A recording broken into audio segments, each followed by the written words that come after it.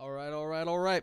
Got ourselves a new video from Patrick CC, artists who destroyed their careers in seconds. Check it out. These artists' careers were never the same after one incident, whether it was from their own terrible decisions or a minor misstep that got blown out of proportion. Today we are going to discuss them all, starting with Macklemore, who leaked a text message that made everyone question what they thought they knew about him. Really? In 2012 and 2013, you could not go anywhere without hearing the song Thrift Shop. Far from your typical rap song, Macklemore flexed $20 and had suburban moms dancing to his funky saxophone. This song spent 6 weeks at #1 on the Billboard Hot 100. 6 weeks, that's crazy. One-hit wonder written all over him. He carried the most stereotypical white rapper image that is perceived as corny by hip-hop culture, but he proved everyone wrong with his second hit, Can't Hold Us, which spent 5 weeks at the #1 spot. This track was definitely more of a standard pop track, but 2 Billboard #1s in his first year as a mainstream artist stamped that he was a force to be reckoned with. However, it was all about to come crashing down, as Macklemore would suffer from success. At the 2014 annual Grammy Awards, Macklemore was nominated in 7 categories, the biggest and most prestigious being Best Rap Album and Best Rap Song. After winning Best Rap Performance and Best New Artist, people were happy to see him win 2 Grammys. Nominated for Best Rap Song up against Drake, Kanye West, Jay-Z, it seemed unlikely Macklemore would win, but I don't know, man. I mean, okay, this song's huge. Kanye West, New Slaves, it's all right. Jay-Z and Jones, Holy Grail, that song was pretty good. This song was also pretty banger too. But like, I don't know if they have the same iconic, except for maybe Drake's song. I don't know if these had the same iconic sound that Thrift Shop had at the time. Shop was in fact the winner of Best Rap Song of 2014, securing him his 3rd Grammy of the night. But what would come next would shock the world. Up against Drake's Nothing Was the Same, Jay-Z's Magna Carta, Kendrick Lamar's Good Kid, Mad City, and Kanye West's Yeezus, Macklemore had absolutely no chance of winning. Everyone was betting on Kendrick since he without a doubt had the best album of the bunch, but wouldn't be entirely surprised if it went to the other nominees. The hip-hop community was floored when Macklemore and Ryan Lewis's The Heist won Best Rap Album of the Year. The Heist couldn't be a more fitting name for this absolute robbery. That is Macklemore kind of was being cooked by the hip-hop community online, reminding him in every comment section that he didn't deserve to win. He felt so much pressure that he decided to text Kendrick Lamar and apologize. "You got robbed. I wanted you to win. You should have. It's weird and sucks that I robbed you. I was gonna say that during the speech, then the music started playing during my speech and I froze. Anyway, you know what it is. Congrats on this year and your music. Appreciate you as an artist and as a friend. Much love." We wouldn't have ever seen this text if Macklemore didn't post it to social media, which made it even worse and looked like he was just trying to get in the good graces with the public. Did you ever feel any way about him posting the text message or anything like that? Yeah, I think it was uncalled for, to be 100 with you. When he sent it to me, I was like, okay, you know, I could see him feeling that type of way because he a good dude. But I think for confirmation from the world, you know, he probably felt like he had to put it out there, which he didn't need to do. But they don't take nothing away from him anyway because I know where his heart is at. He cool. Despite Kendrick being cordial and saying that Macklemore meant well, hip-hop fans could never truly accept Macklemore as a part of the culture. They thought he was disingenuous, and they didn't really like his music in the first place, so this was an easy excuse to forget about him. He stepped out of the limelight, and many people suggest his music was never as ambitious ever again. He felt guilt, and that guilt ate him alive. His 2016 album, This Unruly Mess I Made, sold just 61,000 copies in the first week. Him and Ryan Lewis split up shortly after, and Mac released another solo album, Gemini, that did decent amongst his fan base, but ultimately he hasn't had any major mainstream success in almost a decade. But unlike Macklemore, DaBaby refused to apologize to anyone, which is leading to one of the dumbest downfalls of all time. Baby exploded onto the mainstream rap scene in 2019 with his hit song Suge, which peaked at #7 on the Billboard Hot 100. In a world of repetitive melodic trap, DaBaby felt fresh and exciting, providing us with bouncy and fun bangers. He dominated for the next 2 years, constantly having multiple singles on the Billboard Hot 100, and he was in regular rotation on the radio. His track Rockstar with Roddy Ricch was the #1 song for 7 weeks straight, a very tough thing to do as a hip-hop artist. But DaBaby was always known for having a bold personality. He was the type to say whatever he wanted, and if you had a problem, he was more than willing to handle it. He even killed a guy in Walmart. Don't worry, it was self-defense. Well, in July of 2021, on the stage at Rolling Loud, his loose lips got him in major trouble. Maybe some that he can't recover from. Oh, God. You didn't show up today with HIV, AIDS, any of them deadly sexually transmitted diseases that'll make you die in 2-3 weeks. Oh, my Lord, dude. Come on. Lady, if your pussy smell like water, put his cell phone like that. If they smell like water? Fellas, if you ain't sucking nigga in the What does that mean? Like if they're not dirty? Completely unprovoked and for no reason at all, DaBaby was thinking about gay men and what they do in their free time while he was on stage performing. What the hell? He referred to people with AIDS as dirty and will likely die soon from the illness. Both statements are categorically and factually untrue. What the fuck? The clip was shared onto the internet and sent millions of people into an uproar. That's some like Facebook level kind of medical science. This on his Instagram and clarified his message. I wasn't going on no rant. That's called a call to action. That's what that's called. Because I'm a live performer. I'm the best live performer. What action? Live show killer. You interact with your fans. You get what I'm saying? Look, to kick out all the gay people? All the lights went up gay straight. You want to know why? Because even my gay fans don't got fucking AIDS, stupid ass niggas. Him doubling down on his comments made everything way worse. Oh, this guy's an idiot. He clearly was very uneducated on the AIDS disease and the unfair stigmas that come with it. And although he eventually issued an apology addressing the LGBTQ community, he made countless contradictory statements after. He tried to profit off the controversy in music videos and even kind of redacted his own apology.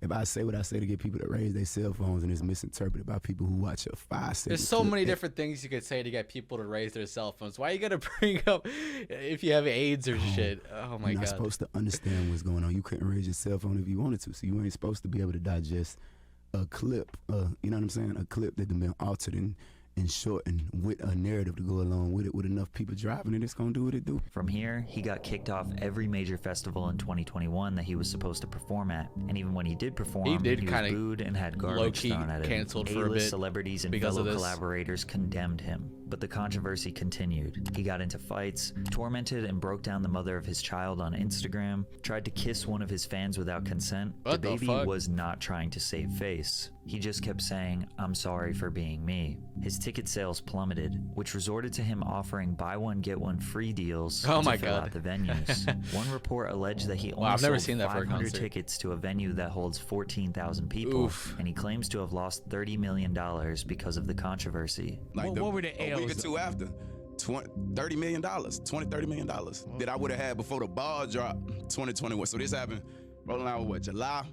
I had $30 million worth of shows on the schedule before December 31st. All he had to say was, put your hands in the air if you just exactly, don't care. Dude. There's so many different things he could have said. If you think what DaBaby said was bad, you'll be horrified by what CeeLo Green said in a series of questionable tweets. What's this? If you don't remember the name CeeLo Green or his previous duo Gnarls Barkley, you definitely remember his two most iconic songs, Crazy and Forget You. Crazy peaked at #2 on the Billboard Hot 100 and spent 29 weeks on the chart. Forget You, which he released solo 4 years later, also went #2 on the Hot 100 after spending almost a full year on the charts. CeeLo had a very unique voice and was undeniably talented. He pretty much only gave us 2 hits, but was an ever-present pop culture figure throughout the early 2010s. Whether he was hosting an award show, his own reality show, voice acting, or being a judge on The Voice, CeeLo was loved and appreciated, until some shocking allegations arose. Oh boy. CeeLo was accused by a 33-year-old woman he dined with at a downtown Los Angeles sushi restaurant of placing ecstasy, also known as MDMA or Molly, in her drink. The woman later told Los Angeles police detectives she woke up naked in bed in her hotel room with Green. CeeLo allegedly admitted to law enforcement that he took ecstasy, but denied drugging the woman's drink or committing sexual assault. CeeLo's sexual assault charges were dropped after prosecutors concluded there wasn't enough evidence to take that accusation to court, but he was found guilty on drug charges, which landed him 3 years probation. But it wasn't the nature of the charges that ruined his career, it's what he said on Twitter after the case. After being criticized by people in public tweets, he decided to respond. "Women who have really been R-worded, remember, but point taken. So if I tried but did not succeed, but the person said I did, that's such a bad what really take. happened?" So if I tried but did not succeed, but the person said I did. When someone breaks in a home, there is broken glass. Where is your Oh plausible my proof god, that's so anyone was dumb. R-worded? That's If so someone dumb. passed out, they're not even with you consciously. So with implies consent. It's hard to see what point he was trying to make here, but the blogs were not holding back. CeeLo, It's not it's yeah, not it's- rape if you forget. CeeLo Green, it isn't rape if the victim is unconscious. After these tweets, his reputation was destroyed. He lost all of his live performance bookings, he quit The Voice to avoid being fired, his TV show was canceled, and he basically disappeared from the pop culture zeitgeist, pretty much surviving off royalties and small film Based roles off of that here and logic, there. Bill Cosby But I should guess be out him of and I jail, are right? friends now? Yo, Pat, what's up, I'm man? our friends now. Oh, cameo. I'm assuming that your friends call you Pat, My friends do call me Pat, so and I consider myself to be one of your friends.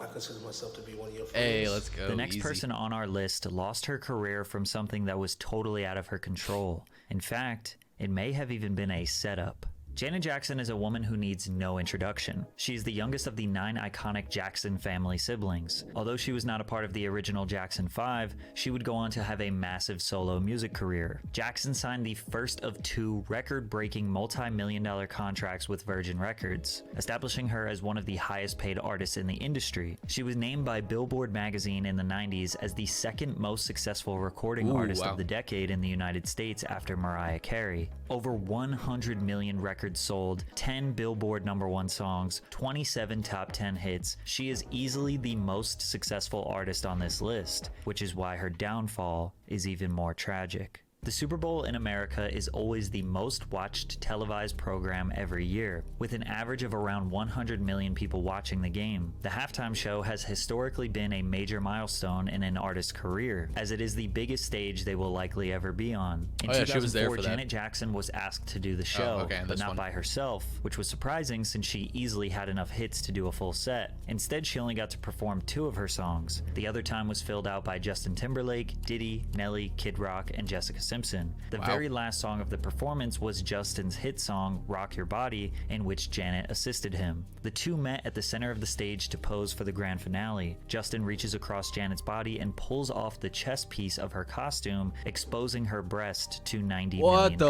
the fuck? The wardrobe malfunction is considered the biggest controversy in televised history. This incident was actually okay, an I've heard about inspiration that, for YouTube because of the difficulty finding footage to rewatch online. Now, to some degree, this was planned. Justin's intention was to pull the leather piece off her chest and expose the red underneath, but he ripped too much. In the split second the camera was on Janet, you can see her look down in shock. She tried to cover herself while Timberlake stood holding the ripped pieces of her costume and bra. The FCC received more than 500,000 complaints after the performance. CBS was fined $550,000, and the halftime sponsor AOL demanded a return of the $10 million advertising cost they paid to the NFL. Okay, Justin dude. All right, they're just trying to get some. They're just MTV they saw an in. Janet apologized, Get some money back. even though she later regretted it because it was an accident. The media went into an all-out frenzy. The FCC investigated the halftime show to see if this was a planned media stunt meant to shock the world, citing that because she was wearing a nipple covering, that was evidence this was all set up. Class action lawsuits were filed against Janet by random citizens, claiming that her sexually explicit performance deserved maximum punitive damages. Every talk show host in the nation dragged her. Viacom had to pay out $3.5 million to settle various indecency complaints, so they went and banned all radio and TV stations that they owned from playing any of Janet Jackson's music. Janet was blackballed from the music industry over an accident, and Justin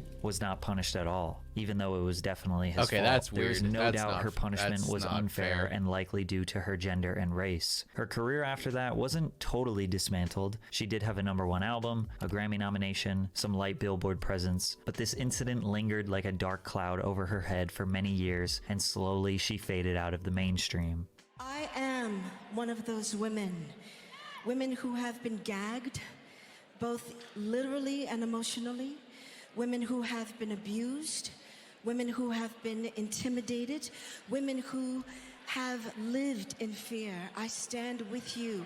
You are my sisters.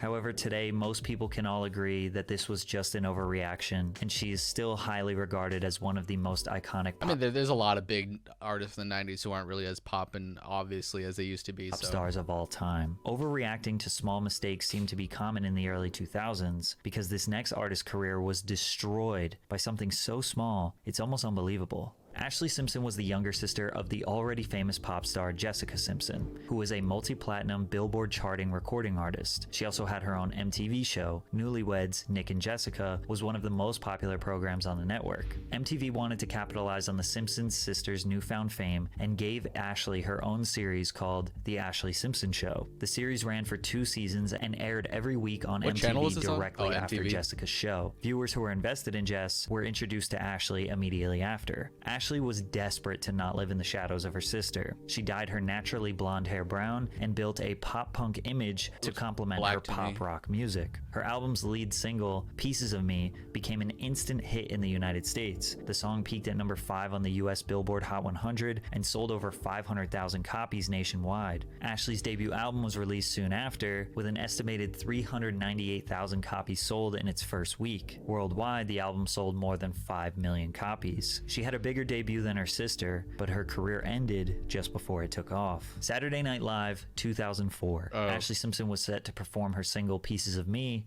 when this happened. On a Monday, I am waiting. Oh, that's awkward.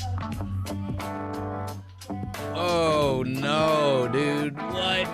You might be kind of confused as to what happened. Technical malfunction, lip backing vocals singing started playing before Ashley expected them, as it was her intention to lip sync her performance. But instead of trying to catch up to the song, she stood there in a panic, then hit this extremely awkward jig dance twice before ultimately exiting the stage without saying anything. The show cut to commercial, and when it came back, she blamed her band. Ladies and gentlemen, what can I say? Live TV. Exactly. I feel so bad. My band started playing the wrong song, and I didn't know what to do, so I thought I'd do a hoedown. I'm sorry. If she just told the truth right away, she may have been able to avoid the backlash. But instead, Ashley became a laughing stock. Yeah.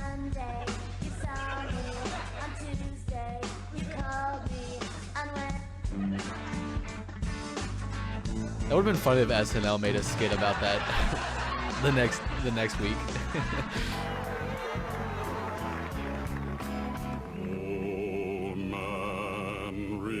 Okay. It's Family Guy? What is this?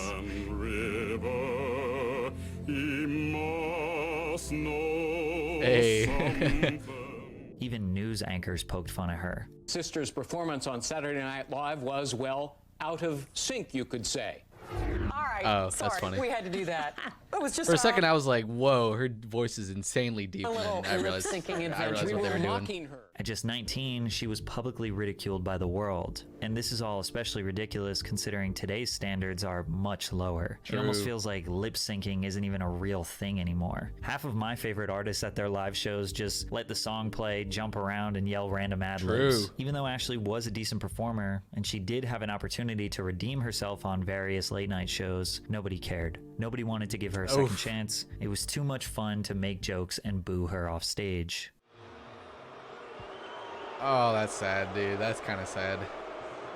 It's not kind of sad. That is sad. She did have a moderate comeback with her single Boyfriend in 2005, and her second album eventually selling 3 million copies worldwide, but she had already seen the peak of her music career, and as it slowly dwindled away, she maintained her relevance in the 2010s through relationships, various television projects, and her own social media. But the last person on our list has the most unexpected, shocking, and horrifying incidents that landed them in prison. I don't know who this is. In 2015, the world was dancing to Silento's hit song "Watch Me." Oh, the song paired yeah, with the massive viral dance, the whip and the nay-nay. All of social media was flooded with videos of people doing the dance. With Vine and Instagram peaking in popularity, Silento laid the foundation for what would become extremely normal on TikTok many years later. He performed at award shows, on Nickelodeon, every talk show in America. The virality got the single to number 3 on the Billboard Hot 100, as well as 1.8 billion views on YouTube. Today, the record is 6 times platinum. Unfortunately, hip-hop dance tracks have a history of being impossible to outdo, because for every one that becomes culturally iconic, there are hundreds of cheesy failed attempts to recreate the moment. Silent Hill waited 3 years to drop his album Fresh Outta High School, which failed to generate any buzz, and his second album went almost totally unnoticed. But before you could fully count him out, he made a decision that officially ended his career. One-hit wonder. On January 21st, 2021, the 23-year-old rapper was arrested for the murder of his cousin, 34-year-old Frederick Rooks, after a shooting in DeKalb County, Georgia. Police said officers found Rooks suffering from multiple gunshot wounds at a home off of Deep Shoals Circle. He was pronounced dead at the scene. Investigators did not have a suspect at the time. Responding officers were able to obtain video from the security cameras of multiple residents and later identified Hawk, or Silento, as the gunman. Silento was arrested February 1st, 2021, and then later indicted by a Georgia grand jury. Talk about highs and lows. 1 count of malice murder, 1 count of felony murder, aggravated assault, and gun possession during the commission of a felony. As of now, the court has deemed Silento unfit for the safety of the public and will remain incarcerated until further trial. Since the trial has not started yet, we don't know how he did it, we don't know why he did it, and we don't know how long he might be in jail. But we do know is that his career is officially over. Oh yeah. Janet Jackson situation. Yeah, same with the Ashley Simpson. It's like, damn. Unfortunate situations for some of those artists that were it's kind of out of their control.